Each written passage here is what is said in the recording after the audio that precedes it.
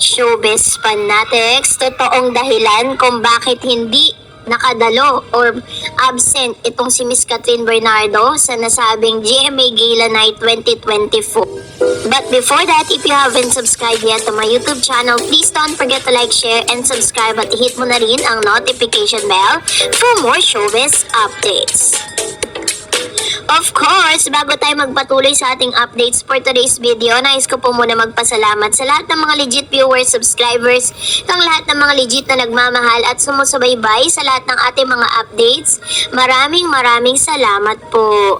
And for today's video, Alden Richards is high fashion king at the GMA Gala 2024. Alden Richards look every inch like a high fashion king at the GMA Gala 2024 on Saturday. Asia multimedia star rock a suit by Dolce & Gabbana. He accessorized with brooch by, ang hirap basahin nito Sri Schiaparelli, and wore Louboutin loafers. I wanted tonight outfit to be more relaxed than dun sa mga previous na suot ko, sabi niya. Alden added that he didn't wear inner pieces so that he could move more comfortably so I can interact with everyone. The sparkle star also took the time to promote the much-awaited series Pulang Araw, and the said whole cast crew is so excited for Kapuso to see what we've been working on these past few months. Talaga namang makikita mo sa mga sinuot po ni Mr. Alden Richards na siya po talaga yung kakaiba diba? Kumbaga parang sabi niya nga, hindi niya man masyadong, kumbaga chill lang siya sa pagpili ng kanyang mga susuotin, but still, ay he nailed it, diba? Nakita naman natin na talagang deserve niya na manalo that night.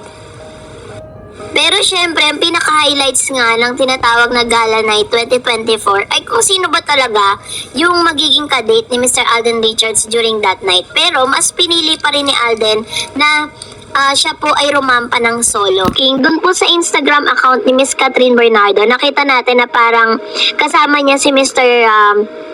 itong kanyang friend, no? At sinabi na parang nag-celebrate ito ng kanyang kaarawan. And for you to understand why Catherine Bernardo is not present, no, dito po sa nasabing pinakamalaking event, hinanap ko po yung tunay na dahilan. And nabasa ko po na diba kakapirma lang niya lang ng kanyang kontrata sa ABS-CBN. At ano nga bang nilalaman nito? Sabi po ng isang article na si Miss Catherine Bernardo po, she has an exclusive contract with ABS-CBN. And what is common po ba dito? Sabi niya, it's not uncommon for employment contracts to contain exclusivity clause to stop employee from undertaking additional work for other companies. This might means that freelance or consulting work isn't allowed during the term of employment. For example, sabi niya, an exclusive contract is not to be confused with an exclusivity contract. This is an agreement, the express purpose of which is to ensure that one party negotiate exclusively with other for defined period of time. So, yun yung tinatawag na exclusivity agreement. So, bago sila pumirma ng kanila pong kontrata or bago sila mag-renew, binibigay po yan ng mga legal, mga attorneys po nila. Binabasa nila yan, pinag-aaralan, bago po sila pumunta dun sa pinaka-highlights kung saan pipirma na. Ganun po ginagawa dyan. Pinapadala po sa bahay o sa lawyer ng isang artista yung kanyang kontrata para mapag-aralan. So, ito pong tinatawag na exclusive contract. Kahit si Alden Richards, one of the A-lister na masasabi sa GMA, meron din siyang tinatawag na exclusive contract. Kaya nga hindi siya makatawid sa TV5 Kahit gustuhin man niya na mag-guest sa TV5, dahil may exclusive contract siya, magkakaroon po yan ng problema when it comes dun po sa kanyang pinirmang agreement at kanyang pinirmang kontrata. Likewise to Miss Catherine. Kasi sabi doon, di ba, kapag meron ka daw exclusive contract, yung exclusivity, ibig sabihin, hindi ka pwedeng maging freelance. Kasi pag freelance artist ka kasi, pwede kang tumawid kahit saan. Pwede kang pumunta sa TV5, sa GMA, sa ABS-CBN, kahit saan pwede.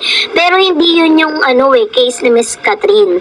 So, ang pinaka bottom line lang dito, kung ano man po yung naging decision desisyon or kung bakit wala si Catherine Bernardo, it's not personal decision ni Catherine. Hindi po siyang may personal na desisyon.